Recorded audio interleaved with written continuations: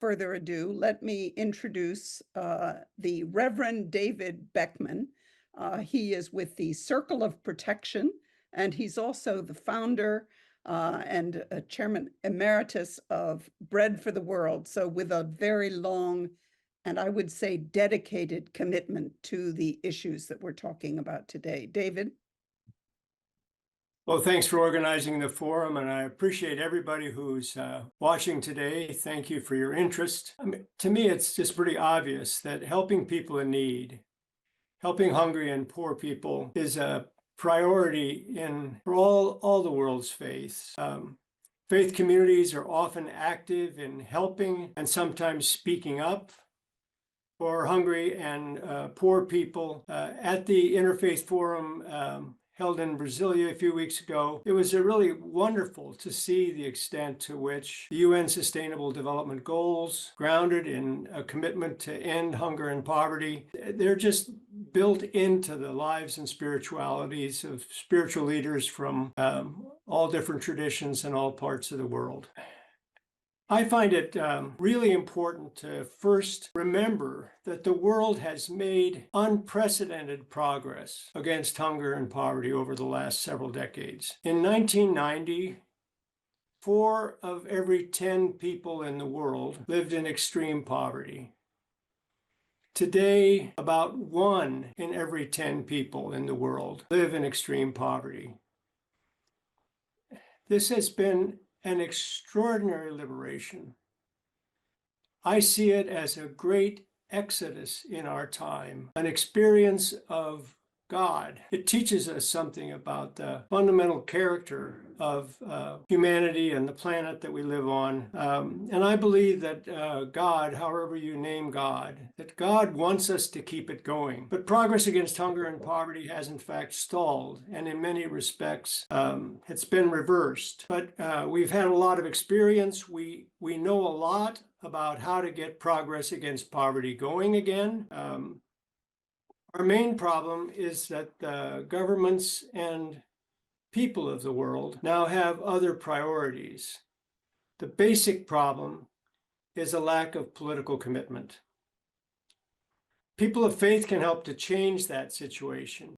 First, by teaching our communities, our religious communities, about the importance of social justice. In fact, many religious people are oblivious to social justice issues, and quite a few are opposed to social justice. So we've got some work to do on ourselves and people we worship with. Second, people of faith can help to create political change through elections, of course.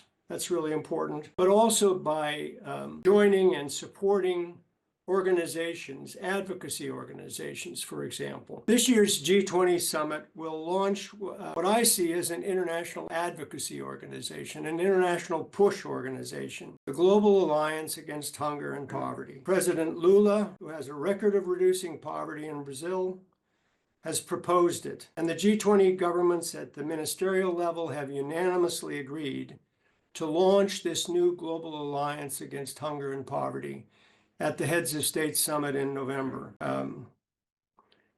A speaker from the Brazilian government will correct me, but the way I read the documents, the Global Alliance Against Hunger and Poverty has 2 basic purposes. First, this alliance will help to develop a political drive to get the world back on track toward the end of hunger and poverty. In joining this alliance, governments and other institutions will commit themselves to specific programs of action to reduce hunger and poverty. And the alliance will be governed not by, I love the name, it's not a board of directors, it's a board of champions. The board of champions, it gives me a sense of that it's not, that they have a different role than just oversight. Second, the alliance will facilitate international support for large-scale, country-owned, evidence-based action to reduce hunger and poverty. So the way I gather this will work is that, let's say Mozambique has had a success with some approach to agricultural development in part of the country. The alliance will go to institutions like the World Bank and say, you said you wanted to help. This government has a really promising program here. Help to provide the finance, and go to other institutions that have knowledge about what works, maybe other governments that have done similar things and had success. And so the alliance will help to bring to bear international finance, international experience in support of governments that are trying to that have sound plans to make progress. The G20 Interfaith Forum learned about the plans for the Global Alliance. We heard from people in the Brazilian government who are who have taken the lead in putting the plans together, and the Interfaith Forum was enthusiastic about what President Lula is proposing, what the G20 plans to launch. And so we hope that the participants in this seminar will join us in trying to get our own governments to make statements of commitment and join the alliance, preferably as founding members by November, and also just join with us in publicizing what this alliance is and what its launch can mean to the world. Great. Thank you very much, David. I think you've set the scene for what we see as a global alliance where the religious communities are a vital part.